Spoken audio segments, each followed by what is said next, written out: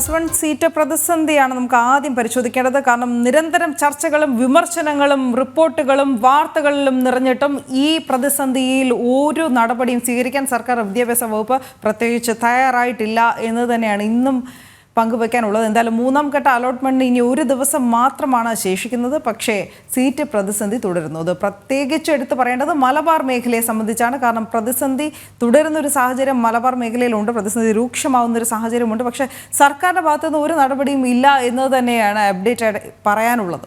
Supplementary അലോട്ട്മെൻറ്റുകളിലൂടെ പരിഹാരം കാണുമെന്ന് വിദ്യാഭ്യാസ വകുപ്പ് അവകാശവാദം ഉന്നയിക്കുന്നുണ്ട്. പക്ഷേ ഇതൊന്നും പരിഹരിക്കാതെ വരുമ്പോൾ പ്രതിപക്ഷം പ്രതിഷേധം ശക്തമാക്കാനുള്ള ഒരു നീക്കം കൂടി നടത്തുകയാണ്.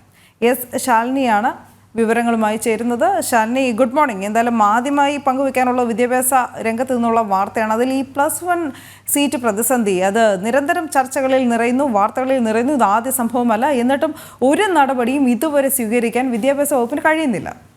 മലപ്പുറം, ഒപ്പം തന്നെ പാലക്കാട്, കോഴിക്കോട്, കണ്ണൂർ അടക്കമുള്ള ജില്ലകളിലാണ് ഏറ്റവും കൂടുതൽ പ്രതിസന്ധി ഈ കാലത്ത് അല്ലെങ്കിൽ ഈ സമയങ്ങളിൽ നേരിടുന്നത് എന്നുള്ളതാണ്. മുൻ വർഷങ്ങളിലും സമാനമായി തന്നെ മലപ്പുറം ജില്ലയിലും അടക്കം വലിയ രീതിയിലുള്ള പ്രതിസന്ധി +1 അഡ്മിഷൻ തുടരുന്ന സാഹചര്യത്തിൽ നമ്മൾ കണ്ടതാണ്. കാരണം ഏറ്റവും കൂടുതൽ വിജയശതമാനവും ഏറ്റവും കൂടുതൽ വിദ്യാർത്ഥികൾ +1 പരീക്ഷ എഴുതിയതും വിദ്യാർത്ഥികൾ വിജയിച്ചതും ഉന്നത ഉപരിതല പഠനത്തിന് യോഗ്യത തേടിയതും ഒക്കെ തന്നെ ഈ മലപ്പുറം അടക്കമുള്ള വടക്കൻ ജില്ലകളിലാണ്. മലപ്പുറം ജില്ലയിലാണ് ഏറ്റവും കൂടുതൽ. പക്ഷേ ആ ജില്ലയിലാണ് ഇഷ്ടപ്പെട്ട സ്ട്രീമോ അല്ലെങ്കിൽ ഇഷ്ടപ്പെട്ട വിഷയമോ എടുത്ത് പഠിക്കാൻ കഴിയാത്ത രീതിയിലേക്ക് വിദ്യാഭ്യാസ രംഗത്തിന്റെ അശ്രദ്ധ അല്ലെങ്കിൽ വിദ്യാഭ്യാസ രംഗത്തിന്റെ വീഴ്ച കൊണ്ട് വളരെ പ്രതിസന്ധി വിദ്യാർത്ഥികൾ നേരിടുന്നത് എന്നുള്ളതാണ് ശ്രദ്ധേയമായിട്ടുള്ള കാര്യം. ഇനിയിപ്പോൾ 19-ാം തീയതിയാണ് അടുത്ത അലോട്ട്മെന്റ് നടക്കാൻ പോകുന്നത്. ആ അലോട്ട്മെന്റിൽ പ്രശ്നപരിഹാരം ഉണ്ടാകും എന്നുള്ളതാണ് വിദ്യാഭ്യാസ വകുപ്പ് നൽകുന്ന വിശദീകരണം. ഒപ്പം തന്നെ സപ്ലിമെന്ററി അലോട്ട്മെന്റ് കൂടെ കഴിഞ്ഞാൽ ഉടനടി പരിഹാരം നൽകാം, അല്ലെങ്കിൽ സപ്ലിമെന്ററി അലോട്ട്മെന്റിൽ പ്രശ്നപരിഹാരം നടത്താം എന്നുള്ളൊരു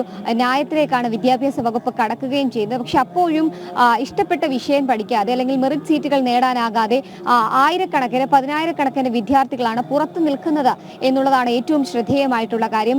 ഇഷ്ടപ്പെട്ട വിഷയങ്ങൾ പഠിക്കാൻ കഴിയാതെ അല്ലെങ്കിൽ മികച്ച വിജയം നേടിയിട്ടും പിന്നോക്കം പോകേണ്ട അവസ്ഥ, പ്രത്യേകിച്ച് അഡ്മിഷൻ സമയത്ത് പിന്നോട്ട് പോകേണ്ട അവസ്ഥയിലേക്ക് വിദ്യാർത്ഥികൾ എത്തുന്നു എന്നുള്ളതാണ് ശ്രദ്ധേയമായ കാര്യം. നമ്മൾ കണക്കുകൾ പരിശോധിക്കുകയാണെങ്കിൽ കഴിഞ്ഞ 2 ദിവസം മുൻപാണ് 2-ാം ഘട്ട അലോട്ട്മെന്റ് വന്നത്. ഈ 2-ാം ഘട്ട അലോട്ട്മെന്റ് പട്ടിക പുറത്തു വന്നപ്പോൾ തന്നെ മലബാറിൽ +1 സീറ്റ് പ്രതിസന്ധി അതിരൂക്ഷമാണ്. കാരണം ആദ്യഘട്ടം കഴിയുമ്പോഴൊക്കെ തന്നെ പ്രതിസന്ധി പരിഹരിക്കുമെന്നുള്ളതായിരുന്നു വിദ്യാഭ്യാസ വകുപ്പ് നൽകിയിട്ടുള്ള വിശദീകരണം. എങ്കിൽ പോലും 2-ാം ഘട്ടം കഴിയുമ്പോഴും ആ ഒരു പ്രതിസന്ധി മലബാർ മേഖലയിൽ തുടരുന്നുണ്ട് എന്നുള്ളതാണ് ഏറ്റവും ശ്രദ്ധേയമായിട്ടുള്ള കാര്യം. അതായത് മലപ്പുറം ജില്ലയിലായി അവസാനം ലഭിച്ചത് 2437 വിദ്യാർത്ഥികളാണ്. അതായത് അവസാനമായി അവർക്ക് അവസരം ലഭിച്ചത് അത്രയും പേർക്ക് മാത്രമാണ്.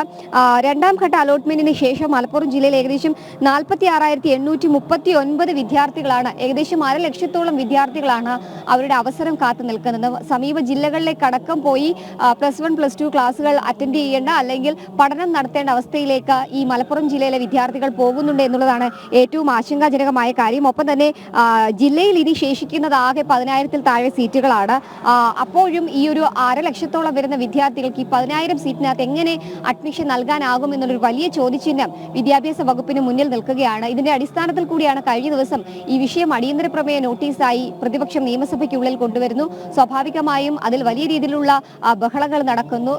തൊട്ടു പിന്നാലെ തന്നെ മലപ്പുറം അടക്കമുള്ള മേഖലകളിൽ MSF അടക്കം പ്രതിഷേധം നടത്തുന്നു. കാരണം ഇത്രയധികം വിദ്യാർത്ഥികൾ പുറത്തു നിൽക്കുമ്പോൾ ഒന്നുകിൽ സീറ്റ് വർദ്ധിപ്പിക്കുക, ഇല്ലെങ്കിൽ ഒഴിഞ്ഞുകിടക്കുന്ന സീറ്റുകൾ മറ്റ് ജില്ലകൾ, പ്രത്യേകിച്ച് ഞാൻ ആദ്യം സൂചിപ്പിച്ചതുപോലെ തന്നെ തെക്കൻ മേഖലകളിൽ ഒഴിഞ്ഞുകിടക്കുന്ന സീറ്റുകൾ അത് വടക്കൻ മേഖലയിലേക്ക്, മലബാർ മേഖലയിലേക്ക് എത്തിക്കുക എന്നുള്ളൊരു ആവശ്യം കൂടി അവർ മുന്നോട്ട് വെക്കുന്നുണ്ട്. പക്ഷേ സർക്കാർ സംവിധാനങ്ങൾ അതിന് തയ്യാറാകുന്നില്ല എന്നുള്ളതാണ് ഏറ്റവും ശ്രദ്ധേയമായിട്ടുള്ള കാര്യം. എന്തായാലും അഡ്മിഷൻ തുടരുകയാണ്.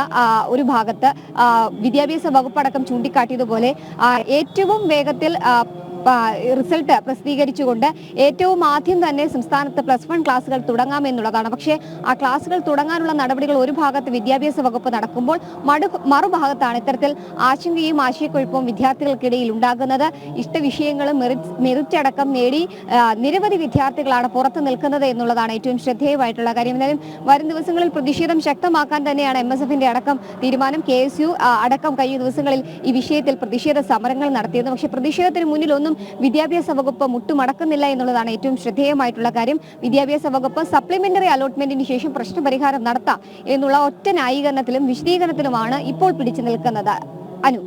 ജാലിനി, തീർച്ചയായും ഈ 4.25 ലക്ഷത്തോളം വിദ്യാർത്ഥികളാണ് ഇത്തവണ ഈ ഈ +1 അഡ്മിഷന് വേണ്ടിയിട്ട് യോഗ്യത നേടിയത്. അതായത് SSLCക്ക് ഫുൾ A+ കിട്ടിയവരുടെ എണ്ണത്തിൽ വർധനവുണ്ടായ ഇത്തവണ ഈ 99.69% വിജയ ശതമാനം.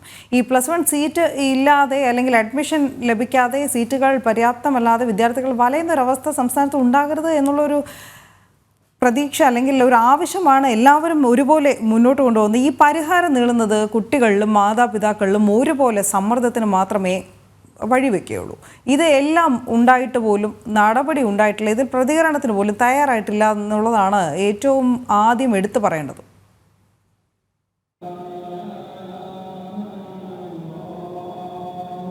അനു, അത് തന്നെയാണ്.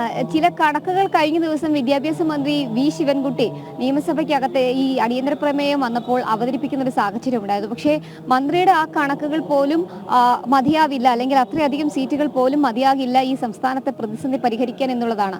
തെക്കൻ മേഖലയിൽ ഞാൻ ആദ്യം സൂചിപ്പിച്ചതുപോലെ തന്നെ കാര്യമായ പ്രതിസന്ധി ഉണ്ടായിട്ടില്ല എന്നുള്ളതാണ്. അധിക സീറ്റുകൾ ഇനിയും ഒഴിഞ്ഞുകിടക്കുന്ന പല ജില്ലകളിലും തെക്കൻ കേരളത്തിലുണ്ട്. പക്ഷേ വടക്കൻ കേരളത്തെ സംബന്ധിച്ച്, പ്രത്യേകിച്ച് മലബാർ മേഖലയെ സംബന്ധിച്ച് സ്ഥിതി അങ്ങനെയല്ല എന്നുള്ളതാണ്. ഞാൻ ആദ്യം പറഞ്ഞതുപോലെ തന്നെ മലപ്പുറം ജില്ലയിലാണ് ഏറ്റവും കൂടുതൽ വിജയ ശതമാനവും വിദ്യാർത്ഥികൾ +1 അഡ്മിഷൻ അല്ലെങ്കിൽ അവസരം ലഭിക്കുകയൊക്കെ ചെയ്തത് ഏറ്റവും കൂടുതൽ മികച്ച മാർക്കോട് കൂടി തന്നെ. പക്ഷേ ആ മികച്ച മാർക്ക് നേടിയ പല വിദ്യാർത്ഥികളും ഇപ്പോൾ പുറത്തു നിൽക്കേണ്ട സാഹചര്യത്തിലേക്ക് കാര്യങ്ങൾ പോകുന്നുണ്ട് എന്നുള്ളതാണ് ഏറ്റവും പ്രധാനപ്പെട്ട കാര്യം. ഇഷ്ടപ്പെട്ട വിഷയം പഠിക്കാതെ സ്വകാര്യ സ്ഥാപനങ്ങളെ അടക്കം ആശ്രയിക്കേണ്ട രീതിയിലേക്ക് കാര്യങ്ങൾ പോകുന്നുണ്ട് എന്നുള്ളതാണ്. നമ്മുടെ വിദ്യാഭ്യാസ മേഖലയും വിദ്യാഭ്യാസ സ്ഥാപനങ്ങളും ഒക്കെ തന്നെ മികവിന്റെ കേന്ദ്രങ്ങളാക്കും. ഒരു രീതിയിലുമുള്ള ആശങ്കകൾ വേണ്ട എന്നുള്ളതാണ് നാഴിക്ക് 40 വട്ടം സംസ്ഥാന സർക്കാർ വിദ്യാഭ്യാസ വകുപ്പും ഒക്കെ ആവർത്തിക്കുന്നത്.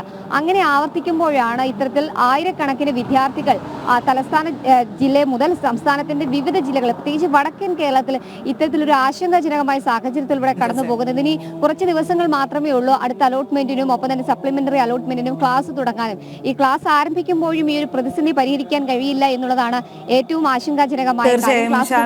ഈ ഒരു അവസ്ഥ വിദ്യാർത്ഥികൾക്ക് വരുത്തി വയ്ക്കരുത് എന്നുള്ള അപേക്ഷയാണ് സർക്കാരിന് മുമ്പിൽ ഞങ്ങൾക്കും വയ്ക്കാനുള്ളത്.